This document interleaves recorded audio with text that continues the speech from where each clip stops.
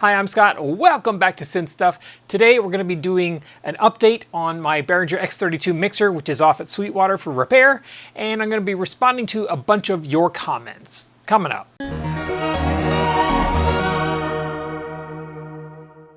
So boy, did I get a lot of comments about both on the original video I did, which is about here, talking about how the X32 died and demonstrating the internals and so on. And I got lots of comments on the second video that I posted, which again, up here, where I flew the X32 out to Sweetwater for repair. In the meantime, I have no studio because, as you can see, my X32 is gone. I have a set of XLR that just jumpers one of the connections from my patch panel directly into my monitor speakers so that I can at least, by plugging in on my patch panel, I can actually play the synthesizers and listen to them. I can't record anything because my X32 is also my audio interface. So unfortunately, the update on the Casio CZ5000 that I have over there is going to have to wait, because if you've watched any of my review videos in the past, whenever I do a video on a specific synthesizer, not only will I play the sounds of it, which I need the interface for, but I will also put together a track where I use only that synthesizer so you get an idea of what kind of sounds it can do. And I can't do either of those things without an audio interface to record with. So that's on hold until I do get my X32 back. So let's go through some of the comments that I got about people definitely trying to be helpful in giving suggestions about what they thought was wrong with the X32. One person said, hey, it's probably just dust. It got dust in there and it's causing connections to go. No, it's not dust, because this mixer lives underneath this dust cover, the Behringer dust cover that normally sits on top of this mixer all the time it's not being used, which is virtually all the time. I mean, it gets turned on when I'm actually working with it, but other than that, it's covered up. There is no dust in that mixer. When I opened it up, it was pristine and clean inside, so definitely not dust. I had quite a few people say, hey, just reload the firmware, because the individual boards have individual firmware and the main control board. I actually forgot to mention that I can't update the firmware, because at the end of the daisy chain, the serial interface inside the actual X32 is the little USB connector where you plug in the USB that you would put the firmware on, and that's not working. So I can't update the firmware if it can't see the USB key that contains the firmware. So not even an option, but it was already running the most current firmware anyway. I am 100% sure that it is not the firmware, and the reason for that is because just before I took off and flew to Sweetwater with it, I turned it on and it started working perfectly again. And there was absolutely nothing wrong with it. And if you saw that last video, we saw that actually occur. And then all of a sudden it just died again after it had been sitting there for 5 minutes. So if there was a firmware issue, it would not suddenly start working and then not work and then work again. And that's not the kind of thing. If there was a firmware issue, it would just quit working and that would be it. So the fact that it's coming and going and intermittent says to me it's a definite electrical problem and not a firmware or a software problem or anything else. The reason people were saying that is because in the screen it was saying not found this, not found that, and it had all those not found messages when it booted up. When it started working, all those messages went away. And those not found are not drivers not found. What it's actually saying is that, hey, I'm trying to communicate with this module, be it the mixer module that has the main bus and the mix bus, or is it one of the two mix boards or the screen board. So it's trying to communicate because it has a serial bus that goes from daisy chains from board to board. And it's saying, hey, I'm trying to communicate with this board. It's not found. That's what those messages meant, that the hardware is not being seen, not that there was a driver or something missing. And that again says, hey, this is a hardware issue, not a software or firmware issue. Lots of people saying that it was a power supply. That was the very first thing I checked. I have to say that there was quite a bit more diagnosis that I did on this thing that was not on camera, because nobody's going to watch me sit here for an hour probing terminals and checking voltages. So I probably should have said that in the original video, but there was a great deal of work that I did on this to do some diagnostics before I gave up and said, okay, it's off to warranty. And the very first thing I did was check those power supply rails because, as several people commented, It is known, these are known for having problems with their power supplies. The rails were perfect, absolutely perfect, no problem with the power supply whatsoever. I had several people say, hey, you should clean the connectors with DeOxit.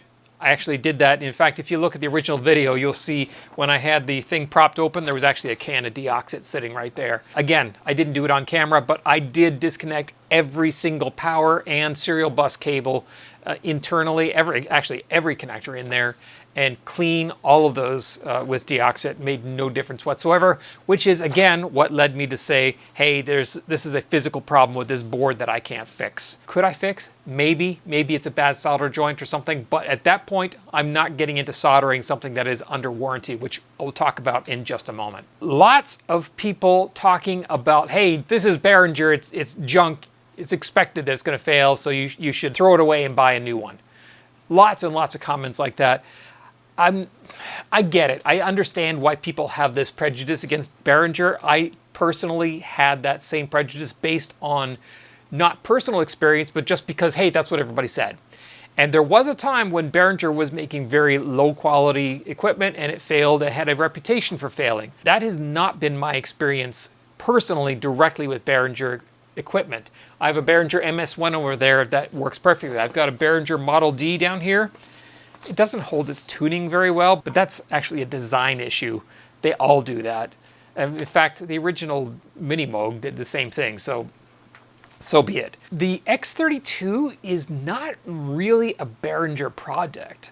It's technically a consolidation between Midas and Clark Technique, which two very respected names in professional audio.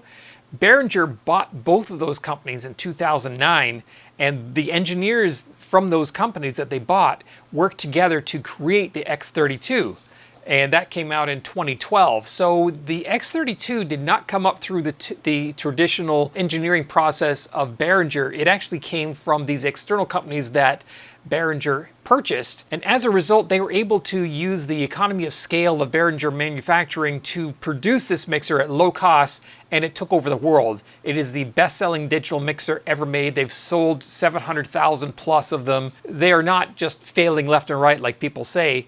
It's just that when one does fail, people talk about it. 90% of people who have never had a problem with their X32 mixer are not posting saying, hey, my mixer is working great. It's just not how it works. Yes, when something fails, people post about it, but the reputation that Behringer earned early on in their manufacturing history doesn't actually apply to the more modern Behringer equipment. And it's something that's just going to take time to get past. And Midas puts out the M32, which is their version of the X32. It has better preamps, it has different motors that drive the faders and so on, but it's essentially the exact same unit as the X32. So take that for what you will. I had quite a few people talk about, hey, you realize you just opened that up and voided your warranty, and so now you're gonna have to pay to have it fixed. And that is so wrong, and it is a misconception that is propagated by large companies. So large companies have a vested interest in not fixing stuff under warranty. So they make you think that I have the synthesizer, and if I do anything to this, I void the warranty and they will not touch it. And it's totally not true. There's something called the Magnuson-Moss Warranty Act. That is a federal law that specifically prohibits that. They prohibit a company from conditioning a product's warranty on the customer's use or the service that's performed on it. So specifically, this is known as right to repair. And if you know Louis Rossmann, you should look his YouTube channel up. He goes into this in great depths. But in simple terms, it means that a company cannot tell the customer that their warranty will be voided if the customer uses parts made by somebody else other than the manufacturer, or has somebody other than the manufacturer service the product, including the owner of the product. Now, a company does have a right to deny warranty coverage for defects or damage caused by the end user or by a third-party servicer. So if I were to open up my mixer and I'm looking around trying to fix it and I bust off one of the connectors in there, or I try to put a part in there and it's the wrong part and it burns out the power supply, guess what? You voided your warranty. They're not going to fix that. But If I go in there and open it up and I see, hey, this connector is oxidized, and I clean it and put it in, put it together and put it back together, that does not void your warranty. And if they try to void your warranty for you doing that, you can challenge that because it's against federal law for them to do that. And you will see lots of devices like hard drives and things, and it will have a sticker. And they put a sticker right over the case. If you open the case, it actually breaks that sticker, and the stickers will say like warranty void if removed. Those stickers are illegal. They mean nothing. So you can peel those stickers off and they cannot void your warranty because of it. Like I said, companies want you to not put things in for warranty, so they do everything they try to keep you from sending things in to have them fixed under warranty, or to try to wiggle out of honoring their warranty because that costs them money. The fact is that the Behringer X32, just like most Behringer gear, has a 3-year unlimited warranty. So what I did was I opened it up, I checked things that would be simple to fix, checked the power supply rail, I checked all the connectors, I checked all the different things that I could do without getting out a soldering gun, basically. And once I did all those things and the problem remained, I said, okay, if there was something simple like that, I'd much prefer just opening it up, fixing it, and getting on with my day. But unfortunately, that's not where we were. I found that there was very likely something wrong with the one circuit board that has all the master faders and the mix bus on there. So that said, okay, now we're off. I'm going to send it off for warranty repair. And that's perfectly fine, perfectly legal. They cannot void my warranty for doing that. Anyway, that's all I had for this video. If you have any further questions, comments, suggestions, please leave them in the comment section below. I love getting those. And by the way, the reason I have these synthesizers out here and uncovered, they were covered up because obviously I can't use them, but you guys really complain when I post a video and I still have all my dust covers on the synths.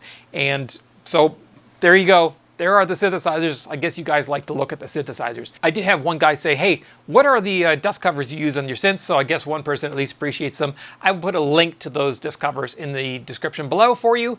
Any other questions, comments, suggestions, leave them below. Click like on the video, subscribe to the channel. Thanks for watching.